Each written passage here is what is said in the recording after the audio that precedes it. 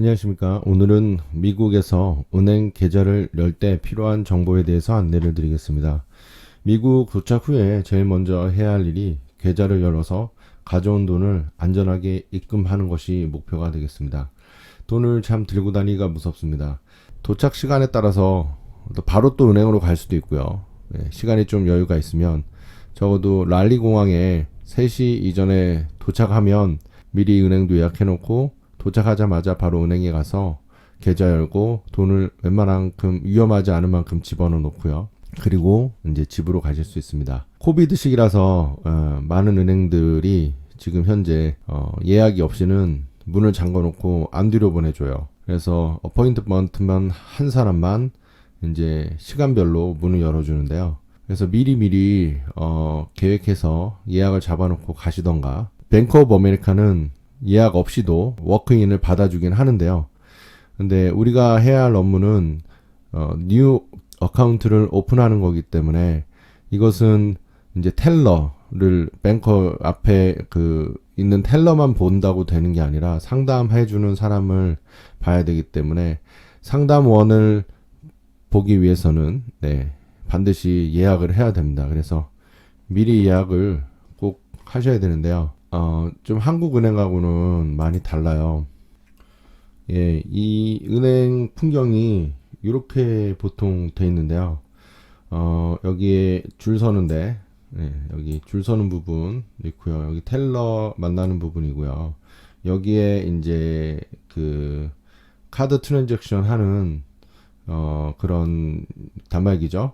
그래서 보통 여기 은행으로 들어가면 이렇게 줄이 쫙쫙 서 있을 거예요. 여기 요즘에는 또 코비드라서 이제 발판 있는데 서는데, 근데 은행에서 제일 먼저 요쪽 업무를 보는 것은 주로 이제 현금을 넣고 빼고 또는 수표 만들고 수표 입금하고 뭐 이런 건 다 이제 이쪽을 텔러를 보게 되는데, 먼저 텔러에서 제일 먼저 요구 받는 거는 무슨 일 때문에 왔는지 물어보지만, 일단 무엇보다 먼저 데비트 카드를 이 기기에 인식시켜서 비밀번호를 넣고 본인이 맞는지를 확인하는 거예요.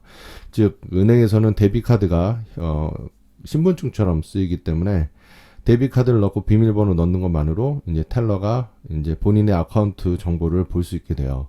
그래서 이게 제일 먼저 이루어져야 될 일이고, 요게 만약 이제 나중에도 말씀드리겠지만 데비트 카드가 없으면 신분증이 2개가 필요해요. 자기 어카운트를 보기 위해선. 그래서 본인의 여권이나 입국하자마자 신분증이 따로 드라이버 라이센스가 없으니까 여권 아니면 한국에서 쓰는 신용카드라도 신분증으로 은행에서 쓸 수 있기 때문에 그거라도 제시하면 그래도 데비트 카드 없을 때 무언가 트랜잭션을 일으킬 수가 있어요.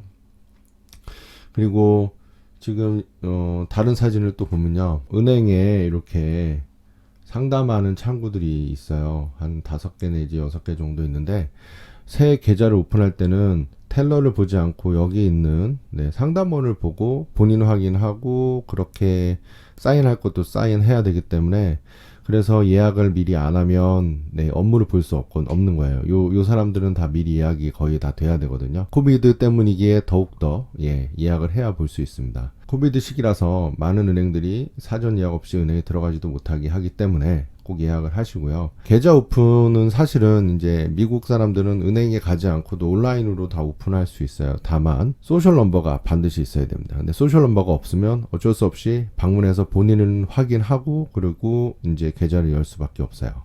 그래서 입국 전에 보통 일주일 전쯤이면 괜찮을 거예요. 그래서 미리 김예스터 지점장님, 뱅크 오브 아메리카 더램 지점에 계신데요. 지점장님이 저희 한국 분이시기 때문에 저희 랄리에서는 이분 덕분에 많은 분들이 도움을 받고 있고요. H마트 옆에도 한국은행원 한 분이 계셨는데 지금 휴직 중이어서 지금 한국분 은행 업무 도와주시는 분은 일단 지금 한 분밖에 안 계세요. 지점장님께 직접 이메일을 보내서 스케줄을 잡을 수도 있고요. 지점장님이 바쁘셔서 일정이 답장이 없으시면 지점장님 있는 지점이 주소가 4811 호프밸리 로드인데, 요 링크를 타고 들어가서 이 지점에 원하는 날짜 시간에 레저베이션을 잡으시면 돼요. 근데 이때 특정인을 특정 은행원을 지정하지 않으시고 그냥 가셔도 괜찮을 겁니다. 그래서 만약에 이도저도 아니고 급하게 일 처리를 해야 할 경우에는 다른 지점을 가기보다는 이 지점에 가시면 에스더 지점장님이 자리에 계시면 예약을 하지 않더라도 바로 도와주실 수 있으세요. 그렇기 때문에 도움을 받을 수 있기 때문에 급하게라도 한번 가시는데, 휴가일 경우에 자리에 안 계시면 어쩔 수 없이 이제 일 처리를 못할 수도 있어요. 다음에 와야 되는 경우가 있을 수 있기 때문에 반드시 미리 예약을 해주시기 바라고요.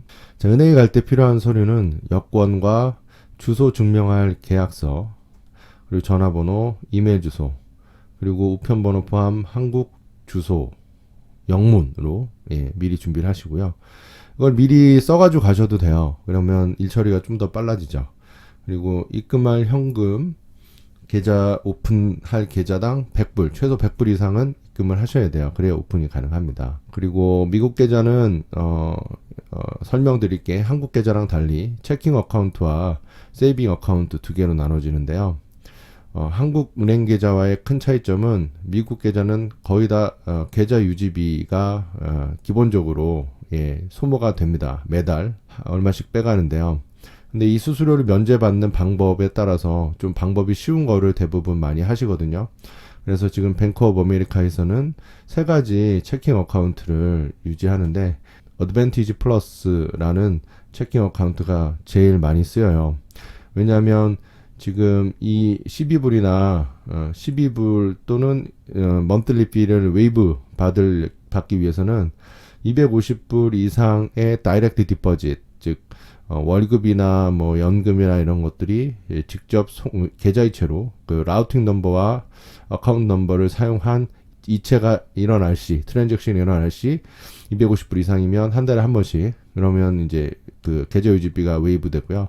또는 1500불을 계속 유지해야 되는데 이게 하루 지날 동안 24시간 동안에 이제 1500불 이하로 유지됐을 때는 이 컴퓨터가 디텍션하고 이 다음 달쯤에 이제 한 달에 한 번씩 이제 계좌 정리를 하고 이제 계좌 유지비를 차감해 나가는 경우가 있는데요.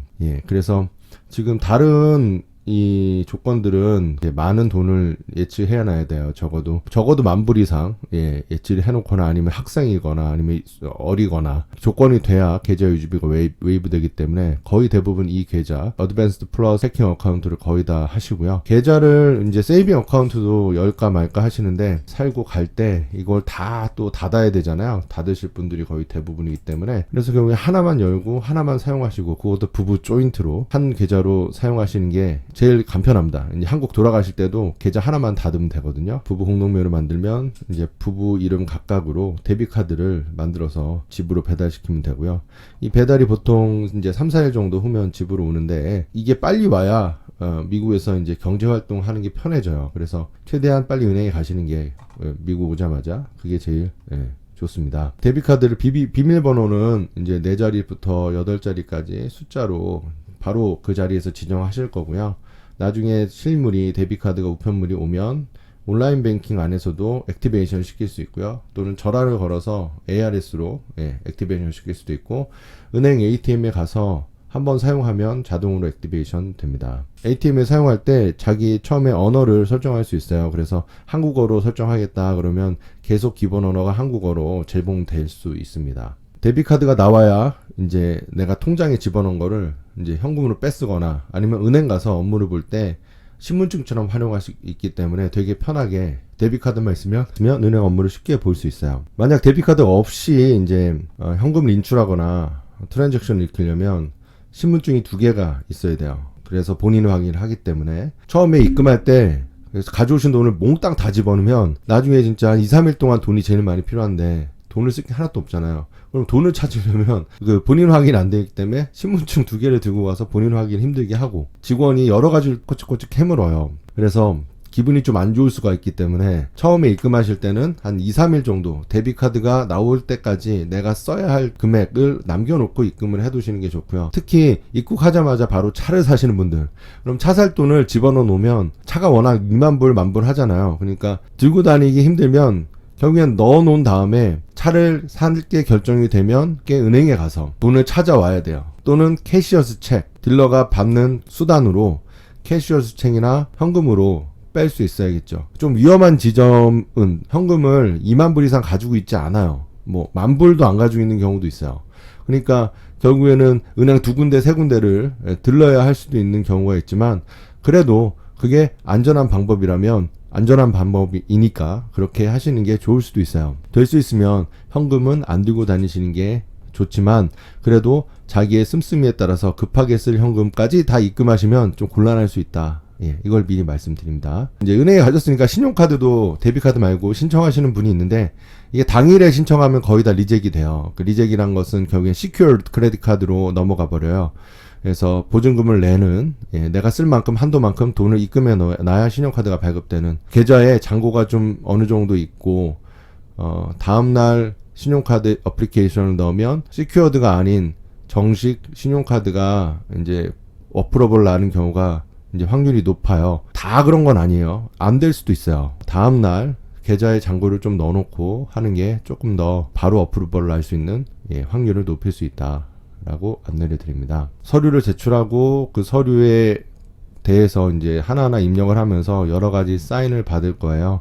그래서 직원이 안내해 주시는 대로 사인을 하시면 되고, 이제 온라인 뱅킹 아이디와 패스워드를 또 설정을 하시는데, 이 부분에서 항상 이제 설정한 걸 잊어버리셔가지고 2, 3일 후에 아주 곤란을 겪으시는 경우가 있어요. 그래서 항상 미리 좀 생각해 놓고 가시거나, 아니면 어디 메모장이나 핸드폰에 정한 거를 기록해 두시는 게 좋고요.